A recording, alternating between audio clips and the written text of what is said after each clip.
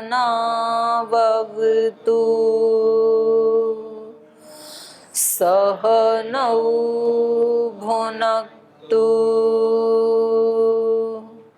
सह वीर्यं करवावहै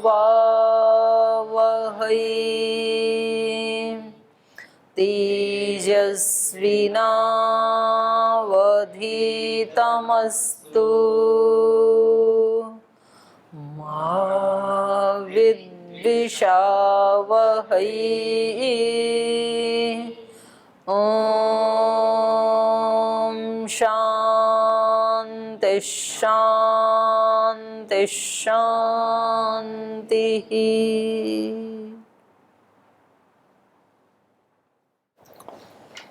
तो समाधि पाद में वृत्तियां हम जान रहे थे, 5 जो वृत्तियां बताई, प्रमाण, विपर्य, विकल्प, निद्रा, स्मृतयः।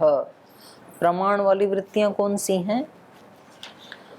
प्रत्यक्ष, अनुमान, आगम। तो कुछ तो हम प्रत्यक्ष चीजों को देखते हैं और उससे हमारे चित्त में एक ज्ञान होता है, तो इसको क्या कहेंगे? प्रमाण वृत्ति। और प्रमाण में भी प्रत्यक्ष वृत्ति, प्रत्यक्ष प्रमाण वृत्ति। और अनुमान से जानते रहते हैं हम, जैसे धुआं को देखा तो चित्त में अग्नि का ज्ञान हुआ, तो ये अनुमान से, ये भी प्रमाण वृत्ति है। ऐसे ही शब्द पढ़ा यहाँ पुस्तक में और एक ज्ञान हुआ हमारे मस्तिष्क में, तो ये क्या हो गया? प्रमाण वृत्ति। तो ये विचार चलते रहते हैं हमारे। विपर्य, मिथ्या ज्ञानम अतद्रूप प्रतिष्ठम। कुछ ऐसे ज्ञान भी होते रहते हैं जो अतद्रूप होते हैं, जैसे रस्सी है और लगता है कि ये कोई सांप पड़ा है, तो इसको क्या कहेंगे? मिथ्या ज्ञान। तो ऐसी वृत्तियां भी चित्त में चलती रहती हैं। और विकल्प, विकल्प किसको कहते हैं? शब्द ज्ञानानुपाती वस्तु शून्य। शब्द ज्ञान का बोध तो होता है लेकिन वस्तु कोई होती नहीं है, तो उसको क्या कहेंगे? विकल्प वृत्ति। जैसे हाँ, तो कोई पुरुष का चैतन्य ऐसा कुछ होता नहीं है वस्तु, क्योंकि पुरुष ही क्या है? चेतन है, लेकिन तो भी शब्द तो खूब प्रयोग होता है। और अगला था निद्रा। क्या होती है? अनुभूत विषया अभाव प्रत्यालंबना वृत्तिर निद्रा। अभाव का मतलब क्या है? स्वप्न और जागृत का अभाव। तो अभाव माने इन दोनों का अभाव, और प्रत्यय मतलब ज्ञान। तो उस ज्ञान का आलंबन लेने वाली जो वृत्ति है, इन दोनों का अभाव है, फिर भी एक ज्ञान हो रहा है, तो उस वृत्ति को कहेंगे निद्रा। जैसे मैं सुख से सोया, या मैं आज बहुत दुख से, बहुत बुरी तरह से सोया, मेरे अंग भारी हैं, सर दर्द है, चित्त जो है ऐसा हो रहा है जैसे किसी की चीज चुरा ली हो, तो ऐसी ऐसी अनुभूति होती है। तो ये सारी वृत्तियां चित्त की हैं, और इनमें जो अंतिम वृत्ति है वो है स्मृति। तो स्मृति किसे कहते हैं? अनुभूत विषया संप्रमोषः स्मृति ही। अनुभूत किए हुए विषय का असंप्रमोष, उसका उपस्थित रहना, इसको कहेंगे स्मृति। जी हैं? हाँ, नहीं, निद्रा से, हाँ, सुषुप्ति कह रहे हैं, बिल्कुल।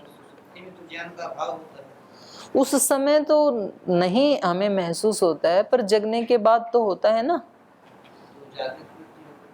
उसको याद कर रहा है ना, मैं सोया, तो स्मृति तो किसकी आती है? जो अनुभव किया हो। स्मृति हमेशा किसकी होती है? ये तो अब पढ़ रहे हैं ना अपन, अनुभूत विषय।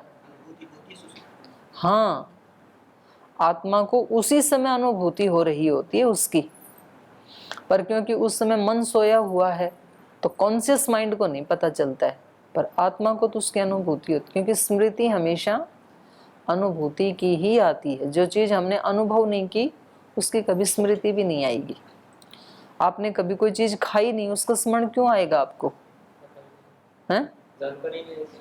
जानकारी नहीं है आपको, तो उसकी स्मृति कैसे आएगी? तो अब ये पूछ रहे हैं, स्मृति के बारे में ही पूछ रहे हैं, किम प्रत्यस्य चित्तम स्मरति आहोस्वित विषयस्य इति। क्योंकि स्मरण करने के लिए देखो दो चीजें हैं, हमने किसी वस्तु को अनुभव किया, तो एक तो जो अनुभव किया वो अनुभूति का ज्ञान, और एक जिसका अनुभव किया वो विषय, दो चीजें हैं ना। तो स्मरण आते समय इन दोनों में से किसका स्मरण आता है? वस्तु का स्मरण आता है हमें, या वो जो ज्ञान हुआ था उस समय अनुभव किया था उस अनुभूति की स्मृति आती है? दोनों में से किसकी स्मृति आती है? किसकी स्मृति आती है? पहले मैं किसी को देखूंगा, संस्कार होगा। ज्ञान की स्मृति आएगी। ज्ञान या अनुभूति एक ही बात है। तो अनुभूति की स्मृति आएगी कि उस विषय की आएगी? दोनों ही मिला।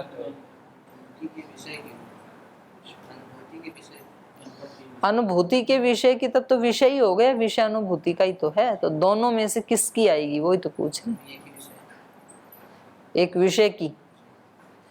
तो आप में से कुछ आगे पढ़ाए तो वो बोल रहे हैं दोनों की, और कुछ नहीं पढ़ाए वो बोले विषय की, कुछ कह रहे हैं अनुभूति की। तो इनका पढ़ लेते हैं ये क्या कह रहे हैं। किम प्रत्यस्य चित्तम स्मृति आहोस्वित विषयस्य इति। कह रहे हैं ग्राह्योपरक्त प्रत्ययो ग्राह्य ग्रहण उभयकार निर्भास तथा जातीयकम संस्कारम आरभते। ग्राह्य उपरक्त प्रत्यय, ग्राह्य विषय से उपरक्त ज्ञान, प्रत्यय मतलब ज्ञान। ग्राह्य माने जिसको हम ग्रहण कर रहे हैं, कोई फल है, कोई फूल है, कोई भी विषय हो सकता है, कोई रूप है, पांचों में से कोई भी विषय। ग्राह्य उपरक्त प्रत्यय, उस ग्राह्य से जब चित्त उपरक्त हो जाता है तो एक ज्ञान उत्पन्न होता है, प्रत्यय उत्पन्न होता है। ठीक है, कोई फल देखा तो फल हमारे लिए क्या है? ग्राह्य, और उस फल से हमारा चित्त उपरक्त हो जाता है तो एक ज्ञान होता है कि ये फल इतना बड़ा है, ये हरे रंग का है, पीले रंग का है। तो यहाँ कहा है ग्राह्य उपरक्त प्रत्यय, ग्राह्य विषय से उपरक्त जो ज्ञान। ग्राह्य ग्रहण उभयकार निर्भासः, तो जब उसकी अनुभूति होती है तो उस अनुभूति में, या वो जो ज्ञान हमें होता है उस ज्ञान की स्थिति में, उस अनुभूति की स्थिति में दोनों चीज़ों का हमें निर्भास होता है। ग्राह्य ग्रहण उभयकार निर्भास, वो फल भी दिखता है, वो कैसा है उसके गुण भी दिखते हैं, और उसकी अनुभूति भी होती है साथ साथ। तो दोनों साथ होते हैं। ग्राह्य ग्रहण उभयकार निर्भास, ग्राह्य और ग्रहण दोनों का निर्भास होता है। तो जैसा ज्ञान, हमारा ज्ञान कैसा है? ग्राह्य आकार वाला भी है और ग्रहण आकार वाला भी है। तो अब जैसा वो ज्ञान है, तथा जातीयकम संस्कारम आरभते, वैसे ही संस्कार को बनाता है। ज्ञान कैसा है? ग्राह्य और ग्रहण दोनों से युक्त है, इसलिए संस्कार भी कैसा बनेगा? ग्राह्य और ग्रहण दोनों से युक्त संस्कार ही बनेगा। क्योंकि ये नियम है दर्शन का, जैसा कारण वैसा कार्य। और सांख्य का भी सूत्र है ना एक, शक्तस्य शक्य करना। शक्तस्य, जो जिसमें शक्त होता है, समर्थ होता है, वो ही उसको बना सकता है, अशक्त है तो नहीं बना पाएगा। तो जिस प्रकार का वो ग्राह्य विषय है और जिस प्रकार का वो ग्रहण अर्थात हमारा ज्ञान है, उसका जो आभास है हमें, तथा जातीयकम संस्कारम आरभते, वो ज्ञान वैसे ही संस्कार को उत्पन्न करता है। अर्थात जैसा विषय और विषय का ज्ञान वैसा ही हमारा संस्कार, और फिर उस संस्कार से वैसी ही स्मृति। तो पहले बताया ग्राह्योपरक्त प्रत्ययो ग्राह्य ग्रहण उभयकार निर्भासः तथा जातीयकम संस्कारम आरभते। स संस्कार है, और फिर वो जो संस्कार बना वो संस्कार स्वव्यंजकांजनस तदाकारमेव ग्राह्य ग्रहण उभयात्मिकां स्मृतिम जनयति। वो जो संस्कार है वो संस्कार स्वव्यंजक, स्वव्यंजक मतलब उस संस्कार का उद्बोधक, उस संस्कार का उद्बोधक क्या होगा? कोई वैसी ही वस्तु। स्वव्यंजकांजनः तद आकारमेव, अंजन है मतलब अभिव्यक्ति, उसका जो उद्बोधक, उसको स्मरण कराने वाला जो आलंबन, उसको तो क्या कहा? स्वव्यंजक। स्वव्यंजक अंजन, और उस व्यंजक का अंजन, अंजन माने अभिव्यक्ति, उस उद्बोधक की अभिव्यक्ति होना, वो आलंबन बनना, आश्रय बनना। मानो पहले हमने कभी कोई फल देखा था, आम देखा था, और उसको, उसका आकार भी हमने देखा, उसका टेस्ट भी हमने लिया, तो अब हमारे चित्त में दो चीज़ें हो गई, एक वो विषय है और एक उसका टेस्ट, उसकी अनुभूति है। और ये जो इसका जो विषय और अनुभूति, इन दोनों से मिला हुआ ही एक संस्कार बन गया हमारे चित्त में। अब जब अगली बार ये संस्कार ऐसे ही उस आम को देखेगा, तो वो आम क्या है? स्वव्यंजक, उस संस्कार को उद्बुद्ध करने वाला है वो, और उस व्यंजक को अंजन, अभिव्यक्त करने वाला। तदाकारमेव ग्राह्य ग्रहण उभयात्मिकाम स्मृतिम जनयति। अब ये जो स्मृति आएगी वो दोनों की आएगी, विषय की भी आएगी और विषय से जो अनुभूति हुई थी उस अनुभूति की भी स्मृति आएगी, क्योंकि जैसा संस्कार वैसी ही स्मृति। तत्र ग्रहणाकार पूर्वा बुद्धि ही ग्राह्याकार पूर्वा स्मृति ही। अब कह रहे हैं ये जो स्मृति आ रही है, इसके भी यदि हम दो भाग करें तो हमारी बुद्धि के दो भाग, दो पार्ट हो गए। जो पहले वाला अंश है ग्रहणाकार पूर्वा बुद्धि ही, ग्रहण मतलब ज्ञान, अनुभूति, अनुभूति के आकार वाली जो बुद्धि है वो तो ज्ञान की श्रेणी में चली जाएगी, अनुभूति कहेंगे उसको। तो माने दोनों की मिलीजुली स्मृति आई। अब ये जो मिलीजुली स्मृति है इसके भी दो पार्ट करेंगे। तो पहली वाली जो ज्ञान की अनुभूति का स्मरण करा रही है, जो स्मृति का अंश अनुभूति का स्मरण करा रहा है, उसको तो ज्ञान कहेंगे।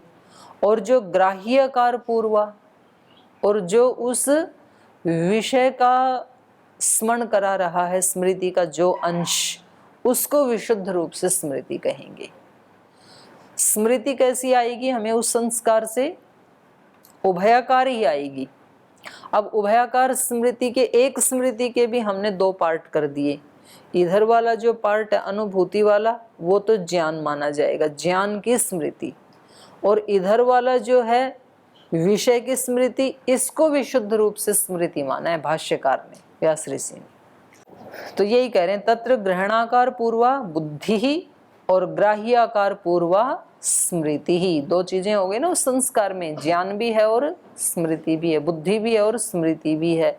तो बुद्धि तो होती है अनुभूति के अंश वाली, और स्मृति होती है विषय के अंश वाली।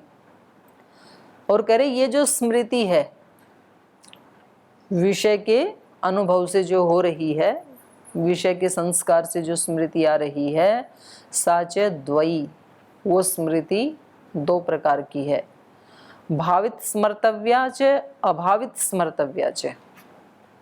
एक भावित स्मृति और दूसरी अभावित स्मृति, ये संज्ञाएं हैं स्मृति की दो। भावित स्मृति, अब स्मृति कितनी प्रकार की होती है? भावित स्मृति, अभावित स्मृति। भावित किसको कहेंगे? स्वप्ने भावित स्मर्तव्या। स्वप्न में जो स्मृतियां आती हैं ना, उसको तो कहेंगे भावित, माने वो काल्पनिक हैं, अभी वो रियल है नहीं। स्वप्न में जो स्मृतियां हमें आती हैं वो काल्पनिक होती हैं। तो जो काल्पनिक स्मृतियां उसको तो क्या कहेंगे? भावित, होने वाली, कभी होंगी, वो आज रियल नहीं है लेकिन। तो स्वप्न में जो स्मृतियां हमें आती हैं उनको कहेंगे भावित स्मृति।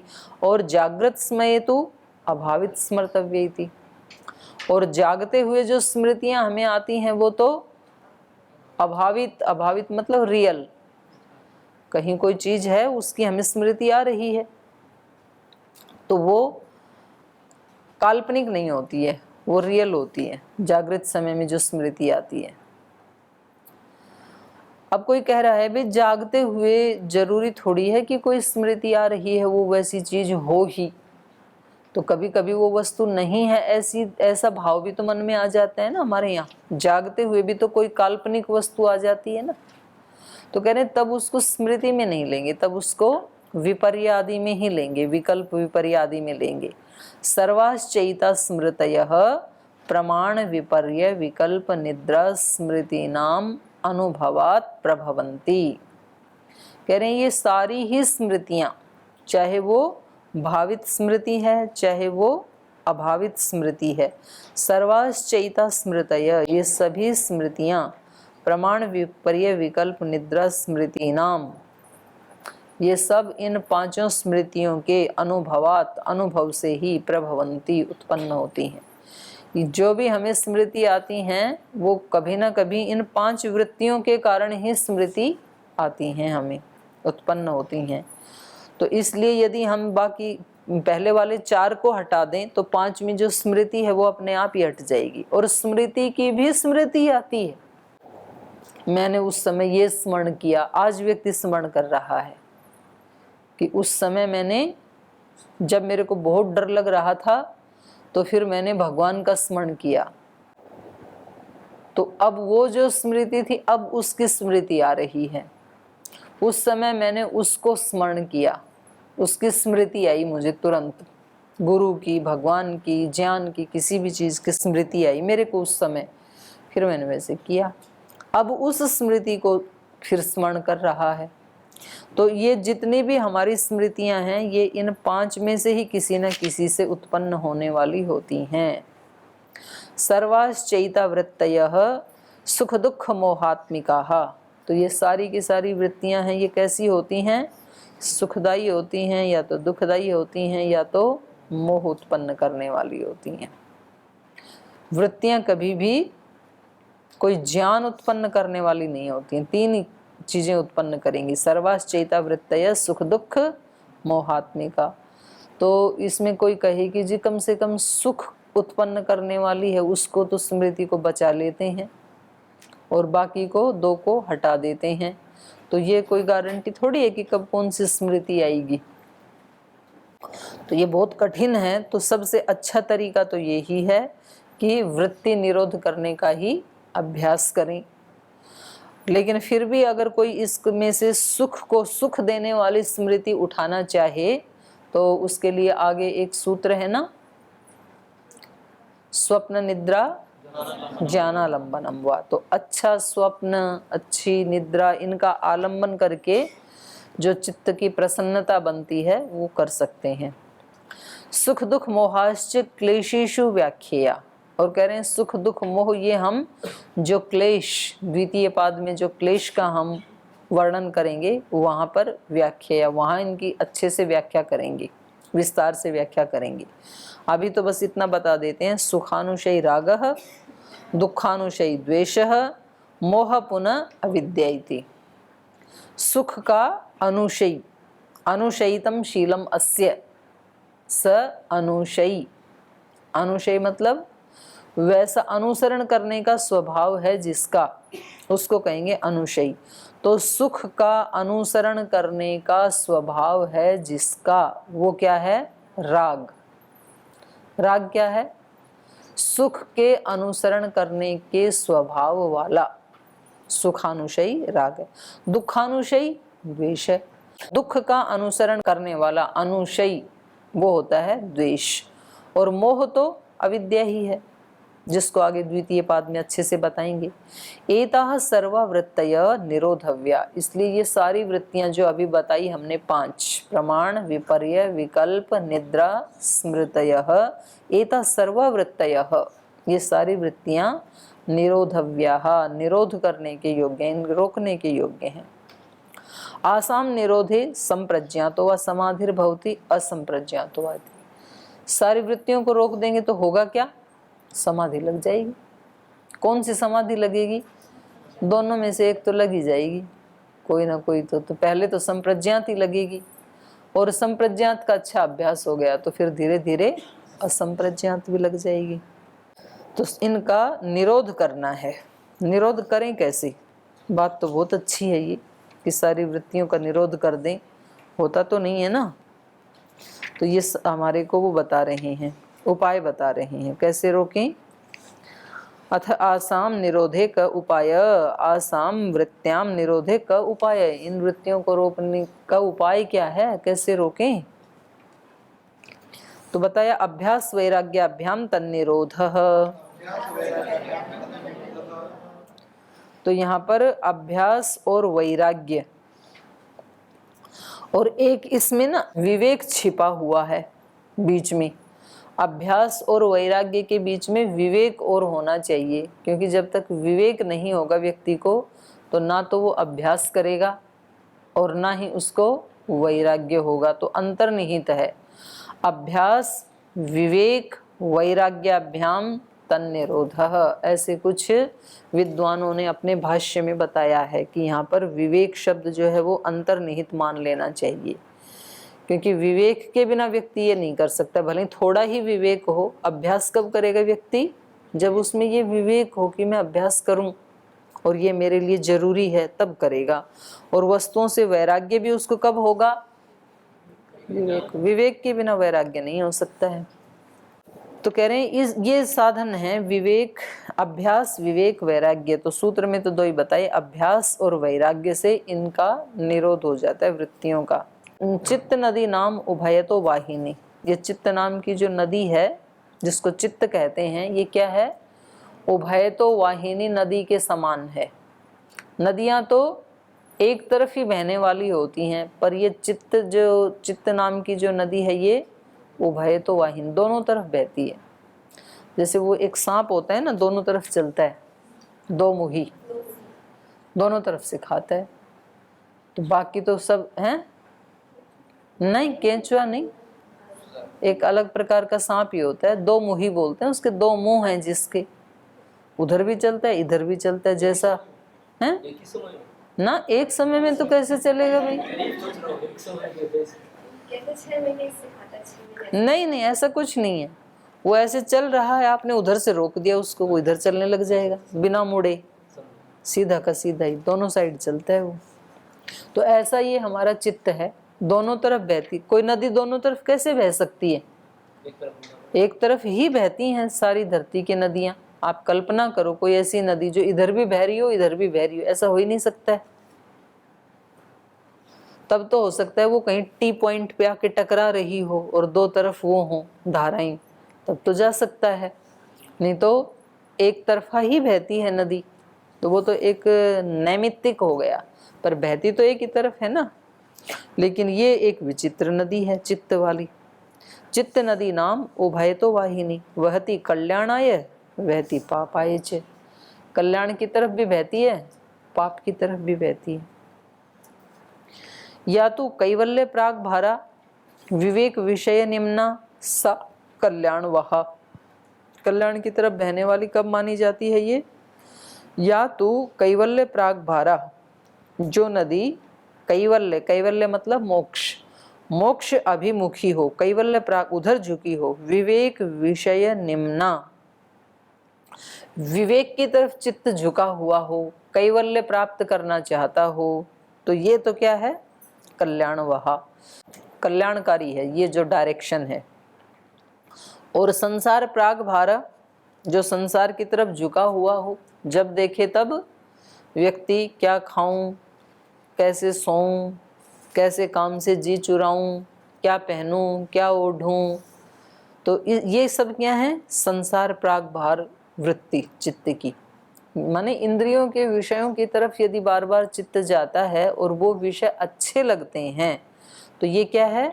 अविवेक विषय निम्ना, अविवेक के कारण होता है और ये विषयों की तरफ चित्त हमारा निम्ना झुका हुआ होता है। इसको क्या कहा? पाप वाहा, समझ लो पाप की तरफ बह रहा है चित्त। तत्र वैराग्येण विषय श्रोतः खिली क्रियते, तो अब पाप की तरफ बह रहा है तो करें क्या? बोले अब वैराग्य लाओ अपने चित्त में। तत्र वैराग्येण, वैराग्य के द्वारा विषय स्रोत है, ये जो विषयों का स्रोत है जहाँ से विषय प्रारंभ होते हैं इंद्रियों के विषय, उनको खिली क्रियते, उनको सुखाया जाता है। पहले उस स्रोत को ही सुखाना पड़ेगा, नदी को नहीं। जहाँ से नदी निकल रही उस स्रोत को सुखाना पड़ेगा। विवेक दर्शन अभ्यासेन, विवेक स्रोत उद्घाट्यते, उस स्रोत को ढूंढें कैसे? विवेक दर्शन अभ्यासेन, विवेक दर्शन के अभ्यास से, विवेक स्रोत है, विवेक का जो स्रोत है उसको उद्घाट्यते, उसको उद्घाटित किया जाता है। और वो उद्घाटित होगा तो विषय स्रोत को खिलीक्रियते, सुखा देगा। इति उभय अधीनस् चित्तवृत्ति निरोधः, और जब वो सूख गया विषय वाला तो फिर एक ही तरफ चित्त जाएगा, कैवल्य प्राग भार हो जाएगा चित्त। तो इसलिए कहा कि इस तरह से, क्योंकि ये दोनों तरफ जाती है। विवेक दर्शन अभ्यास है ना, विवेक स्रोत उद्घाट्यते इति उभयाधीनस् चित्तवृत्ति निरोध है। इन दोनों के अधीन ही चित्त की वृत्तियों का निरोध हो सकता है। किन दोनों के अधीन? अभ्यास और वैराग्य के अधीन। एक तरफ से वैराग्य करके उस उधर चित्त को जाने देने से बंद करना पड़ेगा, और दूसरी तरफ उसको अभ्यास पूर्वक लगाना पड़ेगा, तो ही चित्त की वृत्तियों का निरोध हो सकता है, वरना तो इनका निरोध हो नहीं सकता है। तो इस पे और थोड़ी चर्चा कल करेंगे। आज समय हो गया, आज यहीं विराम लेते हैं।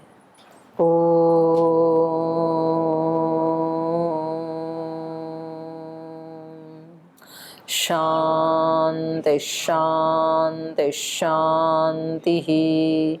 श्री गुरुभ्यो नमः।